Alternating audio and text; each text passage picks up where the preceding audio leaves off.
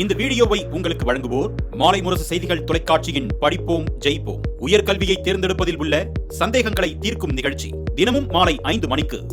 வணக்கம். மாலை முரசு செய்திகள் தொலைக்காட்சியில் 50 முக்கிய செய்திகளை விரைவாகவும் துல்லியமாகவும் அரை மணியில் விரைவாக பார்க்கலாம். திரைப்பட தயாரிப்பாளர் ஆகாஷ் பாஸ்கரன் மற்றும் தொழிலதிபர் விக்ரம் ரவீந்திரனுக்கு எதிராக அமலாக்கத்துறையின் நடவடிக்கைகளுக்கு சென்னை உயர்நீதிமன்றம் இடைக்கால தடை விதித்துள்ளது. டாஸ்மாக் நிறுவனம் மீதான சோதனை தொடர்பாக இருவரின் வீடுகள் மற்றும் அலுவலகங்களில் அமலாக்கத்துறையினர் சோதனை நடத்தியதுடன் விக்ரம் ரவீந்திரனின் வீடுகள் அலுவலகத்திற்கு சீல் வைத்தனர். இதனை எதிர்த்து தொடரப்பட்ட வழக்கு நீதிபதிகள் MS ரமேஷ், லட்சுமி நாராயணன் அமர்வில் விசாரணைக்கு வந்தது. அப்போது இந்த விவகாரத்தில் இருவருக்கும் தொடர்பு உள்ளது என்பதற்கு எந்த ஆதாரங்களும் அமலாக்கத்துறையிடம் இல்லை என கூறி மேல் நடவடிக்கைகளுக்கு இடைக்கால தடை விதித்தனர். மேலும் பறிமுதல் செய்த பொருட்களை மீண்டும் ஒப்படைக்க உத்தரவிட்ட நீதிபதிகள் வழக்கு விசாரணையை 4 வாரங்களுக்கு தள்ளி வைத்தனர்.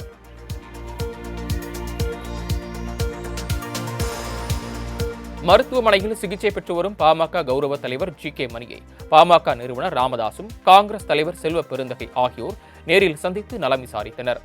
உடல்நலக் குறைவு காரணமாக பாமக கௌரவ தலைவர் GK மணி சென்னை மாநகரத்தில் உள்ள அப்போலோ மருத்துவமனையில் அனுமதிக்கப்பட்டு சிகிச்சை பெற்று வருகிறார்.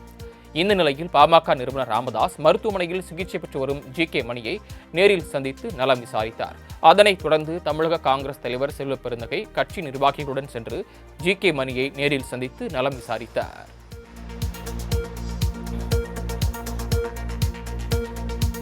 சென்னை தலைமைச் செயலகத்தில் முதலமைச்சர் தலைமையில் துறை சார்பான ஆய்வுக் கூட்டம் நடைபெற்றது. 3வது நாளாக நடைபெற்ற இந்த ஆய்வுக் கூட்டத்தில் வருவாய் மற்றும் பேரிடர் மேலாண்மை துறை, சிறு குறு நடுத்தர தொழில் நிறுவனங்கள் துறை மற்றும் மீன்வளம், பால் வளம் மற்றும் கால்நடை பராமரிப்புத்துறை தொழில்துறை சார்பாக ஆய்வு நடத்தப்பட்டது.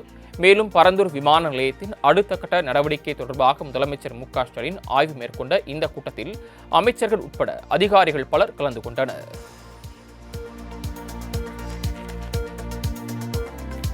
சென்னை மெட்ரோ ரயில் திட்டத்தை பறக்கும் ரயில் திட்டத்துடன் இணைக்க பணிகளை விரைவுபடுத்த வேண்டும் என்று பிரதமர் அலுவலகம் உத்தரவிட்டுள்ளது. டெல்லியில் நடைபெற்ற நிதி ஆயோக் கூட்டத்தில் முதலமைச்சர் MK ஸ்டாலின் கலந்து கொண்டு பிரதமர் மோடியை சந்தித்து பேசினார். இந்த சந்திப்புக்கு பிறகு முதலமைச்சரின் கோரிக்கையை ஏற்று இந்த திட்டத்தின் பணிகளை விரைவுபடுத்துமாறு பிரதமர் நரேந்திர மோடி உத்தரவிட்டுள்ளதாக அதிகாரிகள் தெரிவித்தனர். இதனையடுத்து பறக்கும் ரயில் திட்டம் முழுமையடைந்து செயல்பாட்டுக்கு வரும்போது மெட்ரோ ரயில் திட்டத்துடன் இணைக்கப்படும் என்றும் அதிகாரிகள் தெரிவித்துள்ளனர்.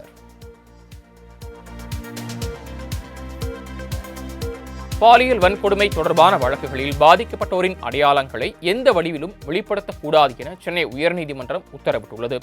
இது தொடர்பான வழக்கை விசாரித்த நீதிபதிகள் பெண்கள் மற்றும் குழந்தைகளுக்கு எதிரான பாலியல் வழக்குகளை கவனமாக கையாள வேண்டுமென்ற உச்சநீதிமன்ற தீர்ப்பை சுட்டிக்காட்டினார்கள். மீறினால் அவர்களுக்கு எதிராக நீதிமன்ற அவமதிப்பு நடவடிக்கை எடுக்கப்படும் எனவும் நீதிபதிகள் எச்சரித்தனர். மதுரையில் வரும் 22ஆம் தேதி நடைபெறவுள்ள முருக பக்தர்கள் மாநாட்டிற்கு வரக்கூடிய வாகனங்களுக்கு பாஸ் தேவையில்லை என உயர்நீதிமன்ற மதுரை கிளை தெரிவித்துள்ளது. அனுமதி பாஸ் வாங்கித்தர தனி நீதிபதி வழங்கிய உத்தரவை எதிர்த்து இந்து முன்னணி சார்பில் தாக்கல் செய்யப்பட்ட மேல்முறையீடு மனு நீதிபதிகள் சுவாமிநாதன் மற்றும் ராஜசேகர் ஆகியோர் அடங்கிய அமர்வில் விசாரணைக்கு வந்தது. வாகனங்கள் நிறுத்தும் இடங்களில் காவல்துறையினர் சோதனை மையம் அமைத்து பதிவுச் சான்று, காப்பீடு, ஓட்டுநர் உரிமம் உள்ளிட்ட வாகனங்களின் ஆவணங்களை பரிசோதிக்கலாம் என்று உத்தரவிட்டனர்.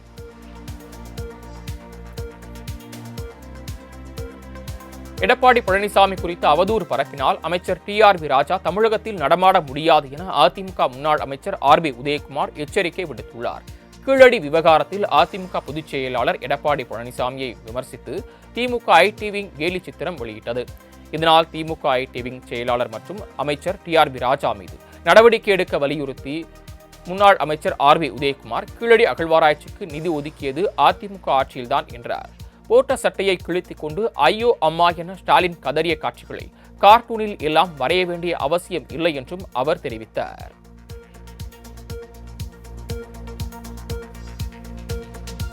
கவனச்சிதறல் வேண்டாம், கீழடியை காப்போம் என திமுக IT விங்கிற்கு அமைச்சர் TRB ராஜா தைரியமூட்டியுள்ளார். கீழடி விவகாரத்தில் அதிமுக பொதுச் செயலாளர் எடப்பாடி பழனிசாமியை திமுக IT விங் கேலி சித்திரம் வரைந்து வெளியிட்டது. இது அதிமுகவினரிடையே பெரும் கொந்தளிப்பை ஏற்படுத்திய நிலையில் தமிழ்நாடு முழுவதும் பல்வேறு இடங்களில் திமுக IT விங் மீது அதிமுகவினர் புகார் அளித்தனர். இந்த நிலையில் இதற்கு விளக்கமளித்துள்ள அமைச்சர் TRB ராஜா, கீழடி சான்றுகளை அவமதிக்கும் மத்திய அரசின் அலட்சியத்தையும் மாற்றாந்தாய் மனப்பான்மையுடன் நடந்து கொள்ளும் அதிமுகவை கண்டிக்காதது ஏன் என கேள்வி எழுப்பினர்.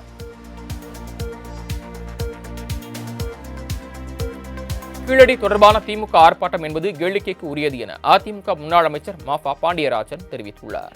சென்னை ராயப்பேட்டையில் உள்ள அதிமுக தலைமை அலுவலகத்தில் செய்தியாளர்களை சந்தித்து பேசிய அவர், கீழடியில் அகழ்வாராய்ச்சி செய்த ஒரே இயக்கம் அதிமுக. ஆனால் திமுக கீழடி அகழ்வாராய்ச்சியை வைத்து அரசியல் செய்வதாக குற்றம் சாட்டினார். அகழ்வாராய்ச்சிக்கு ₹1 கூட செலவு செய்யாத அரசு என்றால் அது திமுக அரசுதான் எனவும் சாடினார்.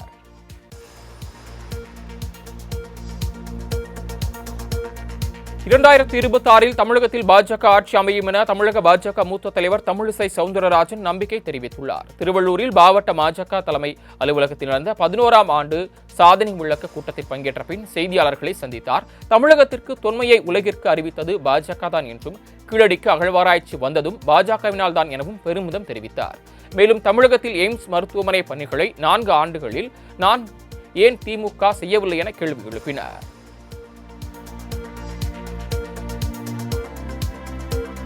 2026 அதிமுக தனித்து ஆட்சி அமைக்கும் என்று முன்னாள் அமைச்சர் கே.சி. கருப்பண்ணன் நம்பிக்கை தெரிவித்துள்ளார்.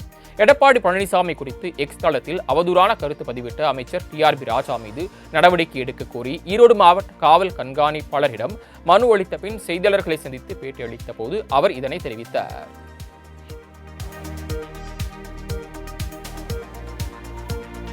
திமுக கூட்டணி என்பதில் உறுதியாக இருப்பதாகவும் அதில் எந்த மாற்றமும் கிடையாது என எம்பி துரை வைகோ தெரிவித்துள்ளார். இதுகுறித்து திருச்சியில் செய்தியாளர்களை சந்தித்து பேசிய அவர், வந்தே பாரத் பணிமனை திருச்சியில் அமைக்கப்பட்டால் வேலை வாய்ப்பு பெருகும் எனவும், டெல்லி செல்லும் போது இது தொடர்பாக ரயில்வே அமைச்சரிடம் கோரிக்கை வைப்பேன் என்றும் தெரிவித்தார்.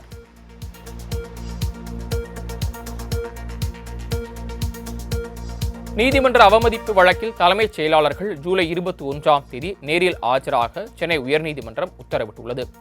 பணியின் போது உயிரிழந்த அரசு ஊழியர்களின் வாரிசுகளுக்கு கருணை அடிப்படையில் வேலை வாய்ப்பு வழங்குவது தொடர்பாக மாநில அளவில் பட்டியலை தயாரிக்க கடந்த 2023ஆம் ஆண்டு சென்னை உயர்நீதிமன்றம் உத்தரவிட்டிருந்தது.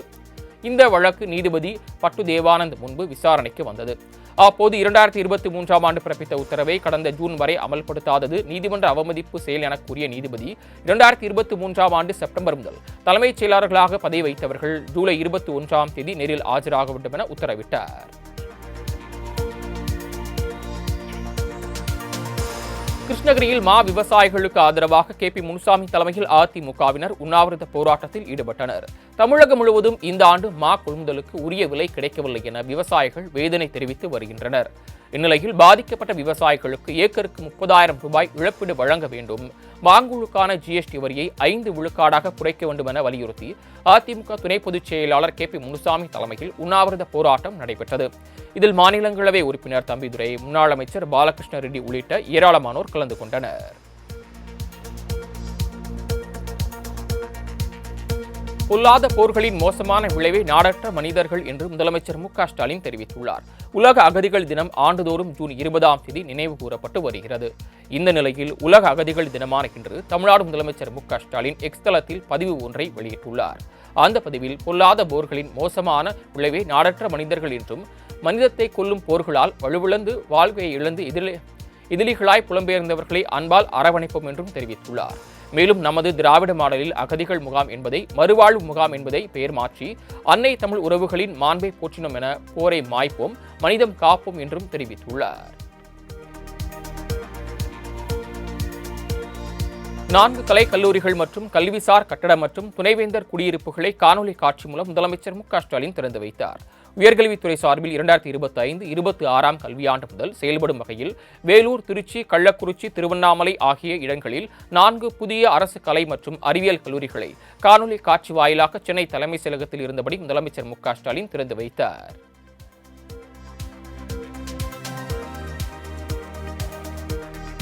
அண்மையில் விமான நிலைய பகுதிகளில் லேசர் லைட், ராட்சச பலூன்கள் பறக்க தடை விதிக்கப்பட்டுள்ள நிலையில் சென்னையில் இந்திய கடலோர கடற்படை விமானம் மீது லேசர் லைட் ஒளி அடிக்கப்பட்டதால் பரபரப்பு ஏற்பட்டது.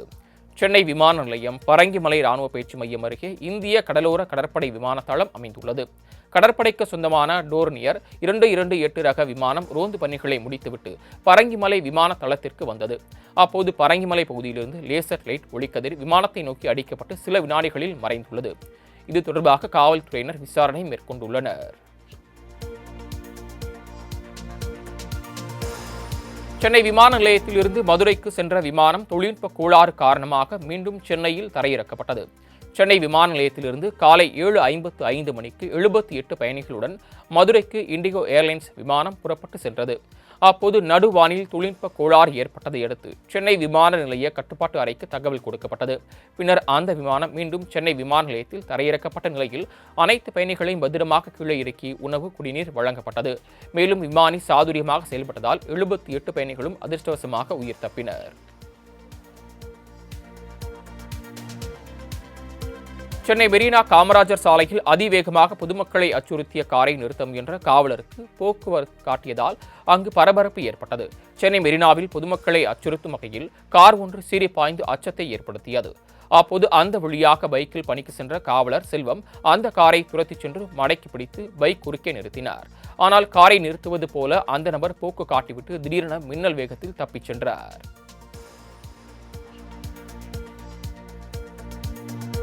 போக்குவரத்து தொழிலாளர்களுக்கான குறைந்த ஊதியத்தை கூட சுரண்டுவது கண்டிக்கத்தக்கது என அன்புமணி ராமதாஸ் தெரிவித்துள்ளார்.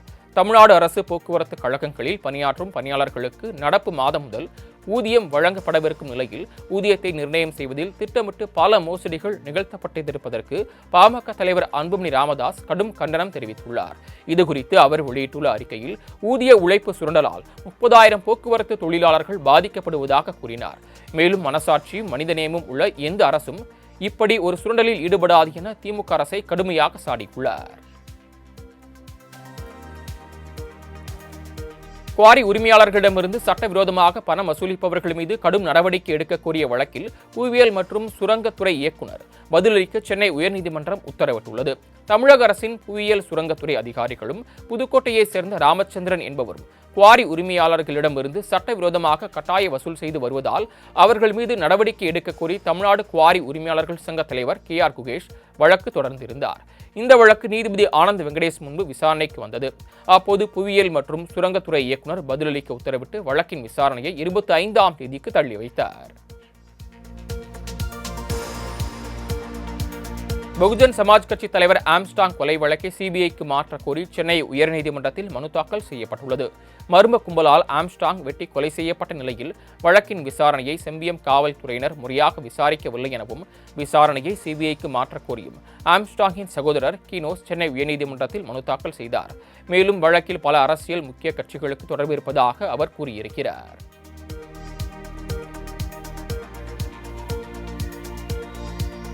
திமுக குடும்பம் நடத்தும் நிறுவனத்தில் சட்டவிரோதமாக 3,498 கோடி ரூபாய் அளவுக்கு மோசடி செய்துள்ளது வெறும் ஊழல் அல்ல, கோபாலபுரம் குடும்பத்தின் பேராசை என தமிழக பாஜக முன்னாள் தலைவர் அண்ணாமலை கடுமையாக சாடியுள்ளார். இது தொடர்பாக தனது எக்ஸ் பக்கத்தில் பதிவிட்டுள்ள அவர், வழக்கமாக கோபாலபுரம் குடும்பத்தினர் அவர்களது கூட்டாளிகள் மற்றும் பிரதிநிதிகளின் ஊழலை வெளிப்படுத்துவதற்காக என்னை போன்ற சாதாரண மக்களுக்கு சட்ட அறிவிப்புகளை அனுப்புவார்கள். ஆனால் இந்த முறை கோபாலபுரம் குடும்பத்தினரால் நடத்தப்படும் நிறுவனத்தில் நடந்த மிகப்பெரிய ஊழலை அம்பலப்படுத்தி ஒருவருக்கு சட்ட அறிவிப்பு அனுப்பியுள்ளனர் என்று குற்றம் சாட்டியுள்ளார். வீரியமில்லாத கொரோனா வைரஸ் தொற்று குறித்து எந்த பயமும் தேவையில்லை என்று அமைச்சர் மா சுப்பிரமணியன் தெரிவித்துள்ளார். செங்கல்பட்டு அரசு மருத்துவக் கல்லூரி மருத்துவமனையின் 55வது பட்டமளிப்பு விழாவில் சிறப்பு விருந்தினராக அவர் பங்கேற்றார்.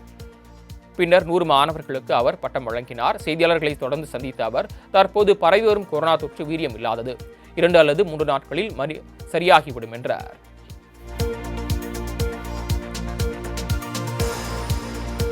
சென்னையில் ஆபரண தங்கத்தின் விலை சவரனுக்கு 120 ரூபாய் குறைந்து 1 சவரன் 73,680 ரூபாய்க்கு விற்பனை செய்யப்படுகிறது. தங்கம் விலை கடந்த சில நாட்களாக உயர்ந்து வந்த நிலையில் இன்று தங்கத்தின் விலை அதிரடியாக குறைந்துள்ளது. அதன்படி சென்னையில் இன்று தங்கம் விலை அதிரடியாக குறைந்து 1 கிராம் 9,210 ரூபாய்க்கும் 1 சவரன் 73,680 ரூபாய்க்கும் விற்பனை செய்யப்படுகிறது. பாஸ்போர்ட் கேட்டு விண்ணப்பிக்க கணவரின் அனுமதியோ அவரது கையெழுத்தோ மனைவி பெற வேண்டிய அவசியம் இல்லை என சென்னை உயர்நீதிமன்றம் தெரிவித்துள்ளது. கணவர் தாக்கல் செய்த விவாகரத்து வழக்கு நிலுவையில் உள்ளதால் கணவரின் கையெழுத்தை வற்புறுத்தாமல் பாஸ்போர்ட் வழங்க உத்தரவிடக் கோரி ரேவதி என்பவர் சென்னை உயர்நீதிமன்றத்தில் மனு தாக்கல் செய்திருந்தார். இந்த மனுவை விசாரித்த நீதிமன்றம் கணவரின் கையெழுத்து பெற வேண்டும் என்ற நடைமுறை ஆணாதிக்கத்தை காட்டுவதாக கருத்து தெரிவித்தார். விண்ணப்பதாரரின் விண்ணப்பத்தை பரிசீலித்து 4 வாரங்களில் பாஸ்போர்ட் வழங்க அதிகாரிக்கு நீதிபதி உத்தரவிட்டார். காவிரி மேலாண்மை ஆணையத்து 41வது கூட்டம் டெல்லியில் வரும் 27ஆம் தேதி கூடுவதாக அறிவிக்கப்பட்டுள்ளது. தமிழகம், கர்நாடகா, கேரளா, புதுச்சேரி ஆகிய மாநிலங்களுக்கு இடையில் உள்ள காவிரி நதிநீர் பங்கீட்டு பிரச்சினைக்கு தீர்வு காண காவிரி மேலாண்மை ஆணையம் உருவாக்கப்பட்டு செயல்பட்டு வருகிறது. இதுவரை ஆணையத்தின் சார்பில் 40 கூட்டம் நடந்து முடிந்துள்ள நிலையில் 41வது கூட்டம் வரும் 27ஆம் தேதி கூடுவதாக அறிவிக்கப்பட்டுள்ளது. இக்கூட்டத்தில் 4 மாநிலத்தை சேர்ந்த அதிகாரிகள் பங்கேற்பதாகவும் நதிநீர் தொடர்பாக ஆலோசிக்கப்பட உள்ளதாகவும் தெரிவிக்கப்பட்டுள்ளது.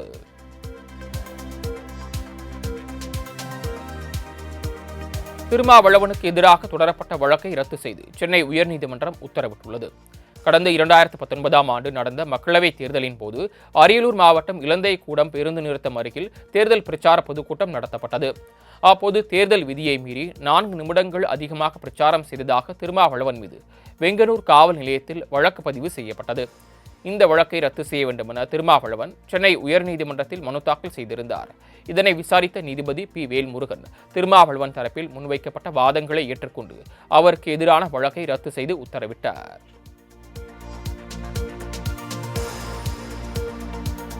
சர்வதேச அளவிலான QS ரேங்கில் முதல் முறையாக 200 இடங்களுக்குள் வந்து மகிழ்ச்சி அளிப்பதாக சென்னை IIT இயக்குநர் காமகோடி தெரிவித்துள்ளார்.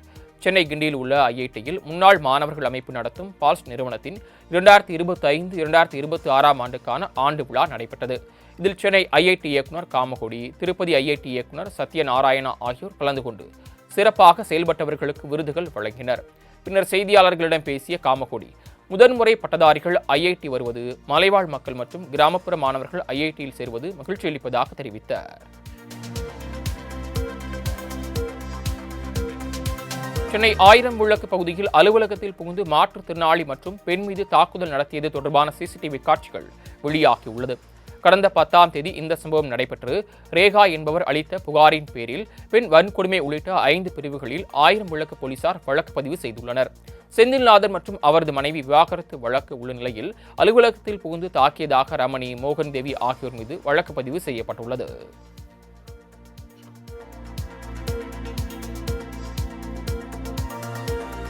தென்காசியில் முதியோர் இல்லத்தில் அசைவ உணவு அருந்திய 5 பேர் உயிரிழந்த விவகாரத்தில் குடிநீரில் ஈகோலை பாக்டீரியா கலந்திருந்தது ஆய்வின் முடிவில் தெரிய வந்துள்ளது. சுந்தரபாண்டியபுரம் பகுதியில் செயல்பட்டு வந்த முதியோர் இல்லத்தில் அசைவ உணவு அருந்திய 5 பேர் உயிரிழந்தனர். இந்நிலையில் 12 பேர் நெல்லை அரசு மருத்துவமனையிலும் 7 பேர் தென்காசி அரசு மருத்துவமனையில் சிகிச்சை பெற்று வருகின்றனர்.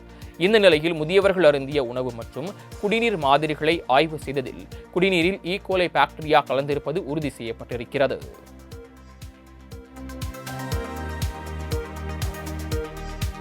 அத்தனை துறைகளிலும் வேலை வேண்டுமென்றால் லஞ்சம் கொடுத்தால்தான் கிடைக்கும் என திமுக நிர்வாகி ஒருவரின் வீடியோ சமூக வலைதளங்களில் வெளியாகி அதிர்ச்சியை ஏற்படுத்தியுள்ளது.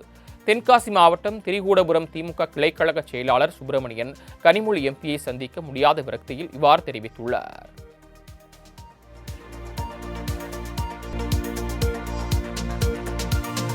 மனைவிக்கு பாலியல் தொல்லை கொடுத்தவரை எச்சரித்தவர் மீது கொதிக்கும் எண்ணெயை ஊற்றி கொலை செய்ய முயன்றவரை போலீசார் கைது செய்துள்ளனர். கன்னியாகுமரி மாவட்டம் தடிக்காரங்கோணம் இந்திரா நகரில் டீக்கடை நடத்தி வரும் வினுவின் மனைவிக்கு டீ குடிக்க வரும் சாக்கில் விஜய் ஆனந்த் என்பவர் பாலியல் தொல்லை கொடுத்துள்ளார். இது தொடர்பாக வினு கண்டித்ததால் ஆத்திரமடைந்த விஜய் ஆனந்த் டீக்கடையில் இருந்த கொதிக்கும் எண்ணெயை இருவர் மீதும் ஊற்றி தப்பி உள்ளார். காயமடைந்த தம்பதி ஆசாரிப்பள்ளம் அரசு மருத்துவமனையில் சிகிச்சை பெற்று வருகிறார். இந்த நிலையில் விஜய் ஆனந்தை போலீசார் கைது செய்தனர்.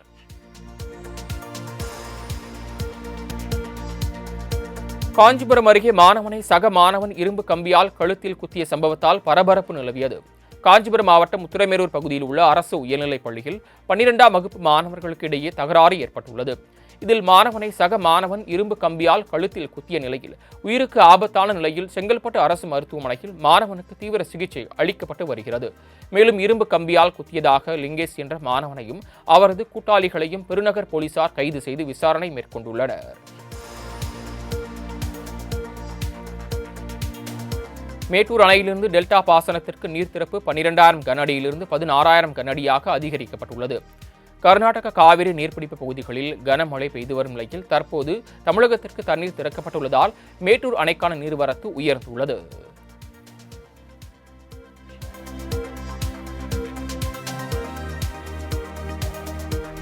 கர்நாடகாவில் இருந்து தமிழ்நாட்டிற்கு நேற்று தண்ணீர் திறக்கப்பட்ட நிலையில் இன்று 26,252 கனஅடியாக உயர்ந்துள்ளது.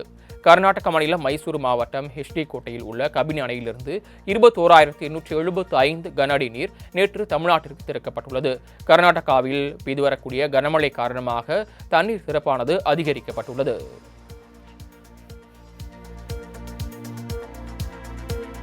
தஞ்சை மாவட்டம் கல்லணையிலிருந்து காவிரி நீர் வெளியேறி வருவதால் நீர்நிலைகளில் யாரும் இறங்க வேண்டாம் என மாவட்ட ஆட்சியர் எச்சரிக்கை விடுத்துள்ளார்.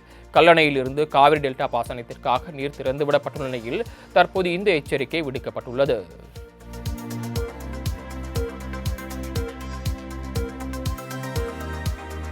மக்கள் பிரச்சினைக்காக அரசுக்கு எதிராக குரல் கொடுத்தால் காழ்ப்புணர்ச்சியில் தன் மீது வழக்கு தொடரப்பட்டிருப்பதாக புதிய பாரதம் கட்சி தலைவர் ஜெகன்மூர்த்தி குற்றம் சாட்டியுள்ளார். வேலூர் மாவட்டம் கேவி குப்பத்தில் நடைபெற்ற புதிய கல்லூரி துவக்க விழாவில் கலந்து கொண்ட பின் செய்தியாளர்களை சந்தித்த அவர் இவ்வாறு தெரிவித்தார்.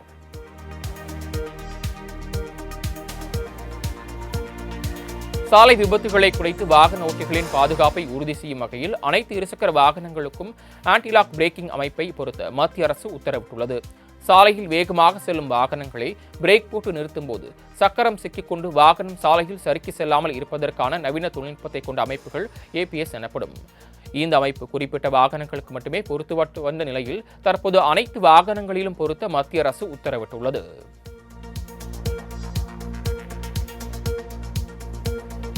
காங்கிரஸ் கட்சியால் உருவாக்கப்பட்ட காட்டு ராஜ்யத்தை பீகார் மக்கள் முடிவுக்கு கொண்டு வந்துள்ளதாக பிரதமர் நரேந்திர மோடி தெரிவித்துள்ளார். பீகார் மாநிலம் சிவானில் நடைபெற்ற பேரணியில் பங்கேற்று பேசிய பிரதமர் நரேந்திர மோடி பீகார் மாநில வறுமைக்கும் தொழிலாளர்கள் வெளிமாநிலத்திற்கு செல்வதற்கும் ராஷ்டிரிய ஜனதா மற்றும் காங்கிரஸே காரணம் என குற்றம் சாட்டினார்.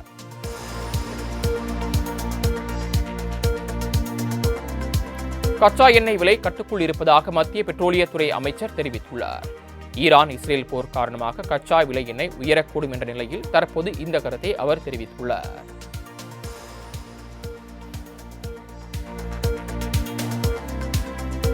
இந்திய விண்வெளி வீரர் சுபான்ஷு சுக்லா தலைமையிலான குழுவின் விண்வெளி பயணம் மீண்டும் ஒத்திவைக்கப்பட்டுள்ளது. இந்திய விமானப்படையின் குரூப் கேப்டன் சுபான்ஷு சுக்லா உள்ளிட்ட 15 பேர் கொண்ட குழுவினர் சர்வதேச விண்வெளி நிலையத்திற்கு சென்று 14 நாட்கள் தங்கி ஆய்வு செய்ய திட்டமிட்டுள்ளனர். கடந்த மாதம் 29ஆம் தேதி அங்கு செல்ல திட்டமிடப்பட்டது. இந்த நிலையில் அந்த பயணம் கடந்த 8ஆம் தேதிக்கு மாற்றப்பட்ட நிலையில் 11ஆம் தேதிக்கு ஒத்திவைக்கப்பட்டு அதுவும் மாற்றப்பட்ட நிலையில் தற்போது மீண்டும் திட்டம் ஒத்திவைக்கப்பட்டுள்ளது.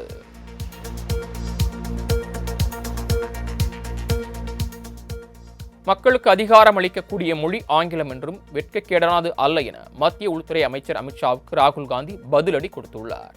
டெல்லியில் நடைபெற்ற புத்தக வெளியீட்டு விழாவில் பேசிய அமைச்சர் அமித்ஷா இந்தியாவில் ஆங்கிலம் பேசுபவர்கள் விரைவில் வெட்கப்படும் சமூகம் உருவாகும் எனவும் நம்முடைய மொழிகள் இல்லையெனில் நாம் முழுமையான இந்தியனாக இருக்க முடியாது என தெரிவித்திருந்தார். இந்த நிலையில் இதற்கு பதிலடி கொடுக்கும் விதமாக ராகுல் காந்தி ஏழை குழந்தைகள் ஆங்கிலம் கற்றுக்கொள்வதை பாஜக விரும்பவில்லை என்றும் ஆங்கிலம் சங்கிலி அல்ல சங்கிலியை உடைக்கும் கருவி என தெரிவித்துள்ளார்.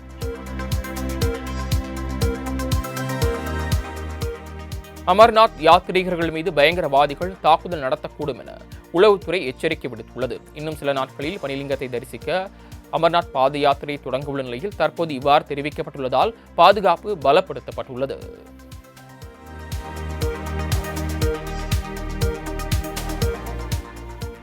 காசாவில் உணவு கிடைக்காமல் தவிக்கும் சிறுவன் பேசும் வீடியோ இணையத்தில் வெளியாகி அதிர்ச்சியை ஏற்படுத்தியுள்ளது. 2023ஆம் ஆண்டு முதல் பாலஸ்தீன மீது இஸ்ரேல் தாக்குதல் நடத்தி வருகிறது.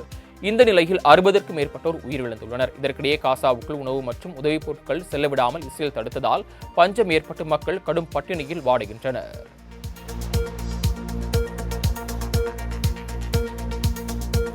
போர் நிறுத்தத்தை தாங்கள்தான் கோரினோம் என்பதை பாகிஸ்தான் துணை பிரதமர் இஷாக் தர் ஒப்புக்கொண்டுள்ளார். இந்திய ஏவுகணை வீசி நூர்கான் மற்றும் ஷோர்குட் விமானப்படை தளத்தை தாக்கியதாகவும் அடுத்த 45 நிமிடத்தில் சவுதி இளவரசர் ஃபைசல் தொடர்பு கொண்டு பேசியதாகவும் அவர் தெரிவித்துள்ளார்.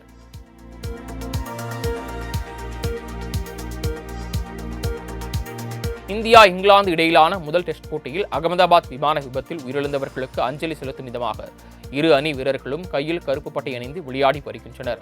குஜராத் மாநிலம் அகமதாபாத்தில் கடந்த சில தினங்களுக்கு முன்பு ஏர் இந்தியா விமானம் விபத்துக்குள்ளாந்தில் உயிரிழந்ததை குறிக்கும் விதமாக அவர்கள் கருப்பு பட்டை அணிந்து விளையாடி வருகின்றனர்.